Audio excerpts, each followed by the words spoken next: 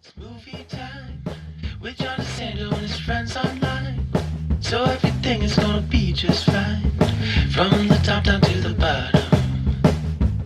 He's gonna let you know if you should stay home or if you should go. Might even yell if it's a spectacle. From San Francisco to Long Island. 'Cause nothing's better than a motion video. It's Movie Time, hosted by John DeSando. Listen to broadcast shows Fridays at 4:01 and 8:01 p.m. Read reviews and listen to shows online at WCBE.org. I'm John DeSando, And I'm G Kline. and this is It's Movie Time. Ken, you know, there are directors whom you can grab immediately. Steven Spielberg, Ron Howard. I knew These you were going to guys- go right to the director on this one. There's no getting around it. Folks, we're talking about Jim Jarmusch, and he and Wes Anderson are probably the two quirkiest directors working in movies today. And you're always going to get a very polarizing reaction to one of their movies. Well, take a look at his title. Father, Mother, Sister, Brother. What an awkward title. And that's his new movie. That's his new movie. This is his first film since the pandemic. His last movie was 2019's The Dead Don't Die, that extremely quirky zombie movie with Bill Murray and Tom Waits. Well, let's talk about a few others because I'm coming only from Stranger Than Paradise and Coffee and Cigarettes. Oh, you've got to know Broken Flowers. Well, You I don't know Broken Flowers? Oh, we have How to do you fix remember his?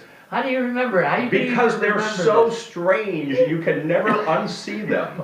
That's how you remember All them. right, Father. What's going on with Father, Okay. Mother, Sister, Brother? So Jarmusch likes to do films about isolation, feeling solitude, people unable to connect or relate with each other. So bonds are very, very rare in a Jarmusch film. So what he's done with this one is he's decided, let's take three short films about three families. The first one is about a father and his two grown children. The middle film is about a mother and her two grown daughters. And the third film is about two 20-something children whose parents have passed away. And each film is very different in feel and very different in setting. One of them is set in Paris, one of them is set in Dublin, Ireland, and one of them is set in, I believe, New Jersey.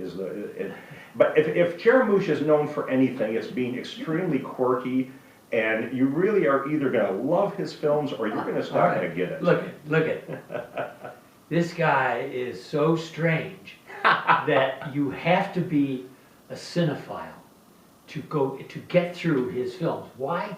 Because it gives you nothing. He requires you. I know he requires you to use your cinematic brain to figure out what's going on underneath. But then, really, in life, he captures life as I appreciate it and am mystified by it, with the stuff that isn't said. With what in that first one with Tom Waits as the father. Yes. What is going on? Well, and that is just the point. Is early in Jarmusch's career, he wrote scripts with lots of trivial talk, almost boring talk that was inconsequential to the point that he was trying to make.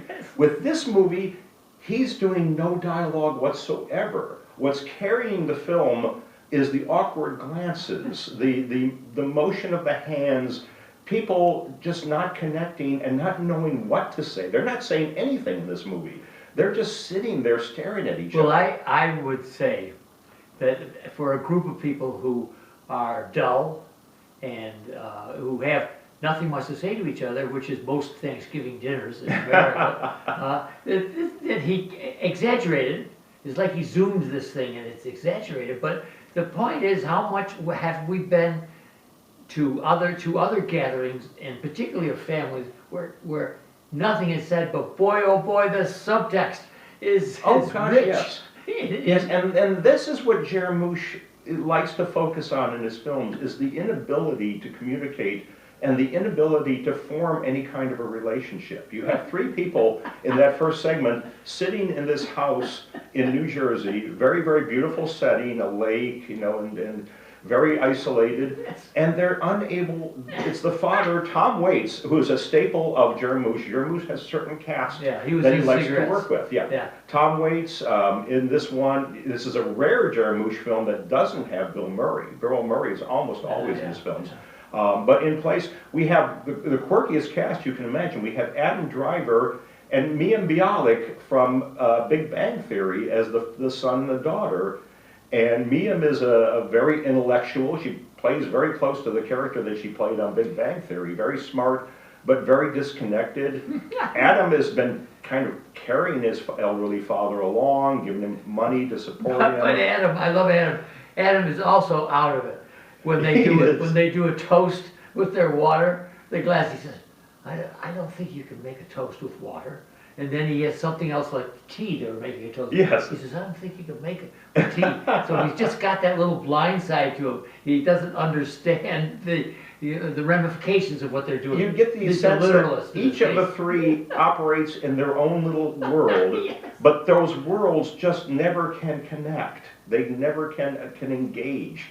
The first one to me was the most disappointing. Even though it had this great cast, it has the most story to it, but it has this punchline at the end, which is just a little awkward. I didn't think that was necessary. What is it? Go ahead. I don't The punchline at the end? Yeah. That the father actually probably has a lot of money and is keeping a secret from his son, and he's taking goodies from his son and, Yes. and gifts and acting as though he is broke for his son, when in reality he's got a beautiful BMW in the back, and he's got all of his furniture is brand And new, and he's got a girlfriend. With your description, I also believe that Dad has so much more to give than they allow him.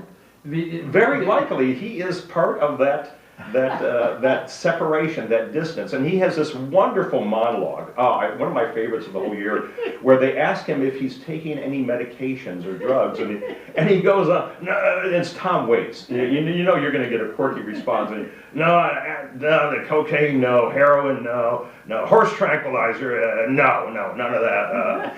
And it just goes on and on. It's hysterical.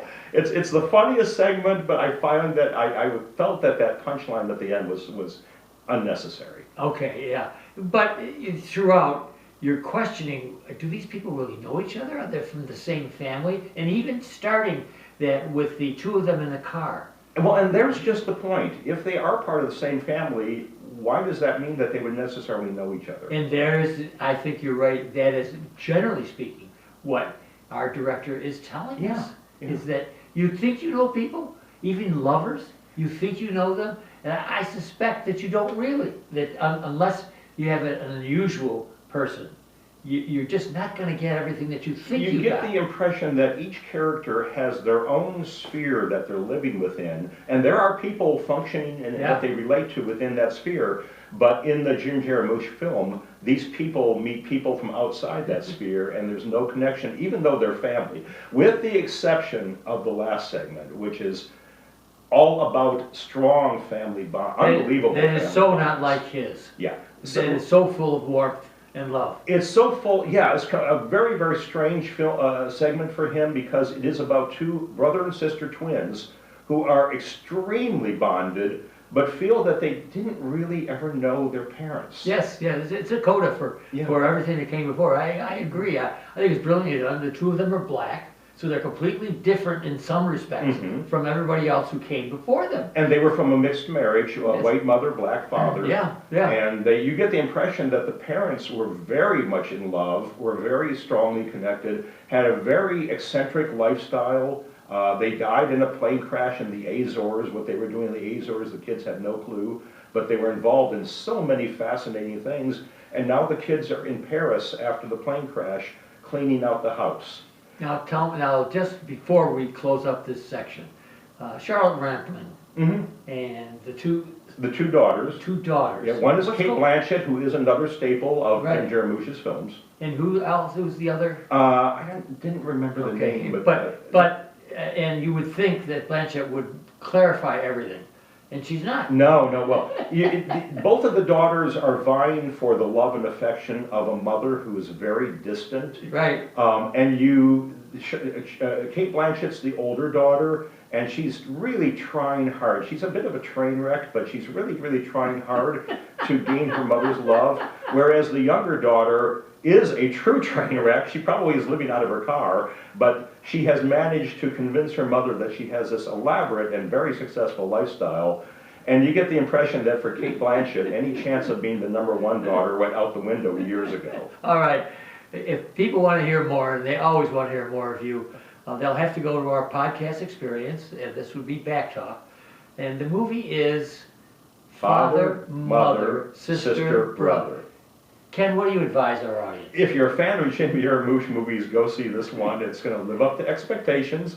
If you're not a fan, you might want to avoid it. It's not something you want to take a day to and just say, hey, let's check this movie out. You're going to be blindsided. Well, I just like to advise them that this is the kind of movie that I really like, because it just challenges you, and because I think life is so full of subtext, and families are so obtuse sometimes with each other, that I think that our director catches that all in one, and yet at the same time he's so brilliant. I think I got it. Jarmusch will never be a conventional director, and I give him a lot of credit for that.